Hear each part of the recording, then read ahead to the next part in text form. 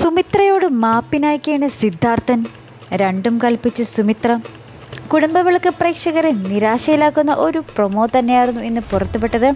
വേറൊന്നുമല്ല, നമ്മുടെ സിദ്ധാർത്ഥൻ ആദ്യം തന്നെ നമ്മുടെ അനന്യയുടെ അച്ഛനെ കാണുന്നുണ്ട്. അപ്പോൾ സിദ്ധാർത്ഥൻ ഒത്തിരി സന്തോഷത്തോടെയാണ് നമ്മുടെ അനന്യയുടെ അച്ഛൻ്റെ അടുത്ത് ഇങ്ങനെ സംസാരിക്കുന്നത്. അപ്പോൾ പറയുന്നുണ്ട്, നിങ്ങളെ കണ്ടത് എന്തായാലും നന്നായി. എനിക്ക് എൻ്റെ അനിരുദ്ധിനെ കാണാൻ സാധിക്കുമല്ലോ, അവൻ എവിടെയാണ് താമസിക്കുന്നതെന്ന് എനിക്ക് വേഗം അറിയാൻ കഴിഞ്ഞല്ലോ എന്നിങ്ങനെ ഇയാൾ സന്തോഷം പറയുന്നുണ്ട്.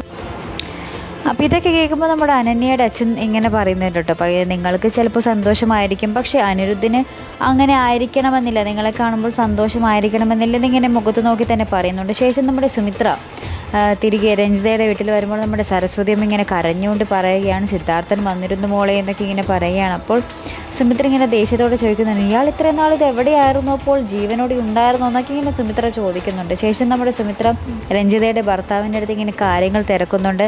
നമ്മുടെ സിദ്ധാർത്ഥൻ എപ്പോൾ വന്നുവെന്നും സിദ്ധാർത്ഥൻ ഇപ്പോൾ എവിടെയാണ് താമസിക്കുന്നതെന്നും എന്നൊക്കെ വല്ലതും അദ്ദേഹം പറഞ്ഞു എന്നൊക്കെ ഇങ്ങനെ ചോദിക്കുന്നുണ്ട്. അപ്പോൾ ആൾ പറഞ്ഞില്ല, രോഹിത് മരിച്ചു എന്ന ഉടനെ തന്നെ അദ്ദേഹം ഇവിടെ നിന്നും പോകുകയായിരുന്നുവെന്നും രഞ്ജിതയുടെ ഭർത്താവ് പറയുന്നുണ്ട്. ശേഷം നമ്മുടെ സിദ്ധാർത്ഥൻ പോകുന്നത് അനിരുദ്ധിനെ കാണാൻ വേണ്ടി തന്നെയാണ്.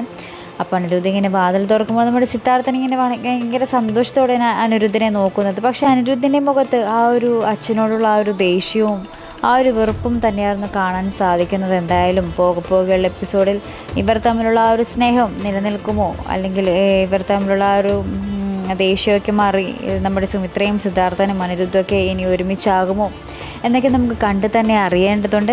അപ്പോൾ എന്തായാലും സിദ്ധാർത്ഥൻ വഴി നമ്മുടെ അനിരുദ്ധ എന്തായാലും സുമിത്ര ജീവനോടെ ഉണ്ടെന്നുള്ള കാര്യം എന്തായാലും അറിയുമെന്നുള്ളത് ഉറപ്പാണ്. അപ്പോൾ പോകെയുള്ള കഥകളിൽ എന്തൊക്കെ ട്വിസ്റ്റുകളാകും സംഭവിക്കാനിരിക്കുന്നതെന്നൊക്കെ നമുക്ക് കാത്തിരുന്ന് കാണേണ്ടതുണ്ട്. അപ്പോൾ ഇതുപോലുള്ള പ്രൊമോ റിവ്യൂസിനും എപ്പിസോഡ് റിവ്യൂസിനുമൊക്കെ നിങ്ങൾ മറക്കാതെ ചാനൽ സബ്സ്ക്രൈബ് ചെയ്യുക. അടുത്തൊരു വീഡിയോയുമായി വരുന്നത് വരേക്കും ബൈ.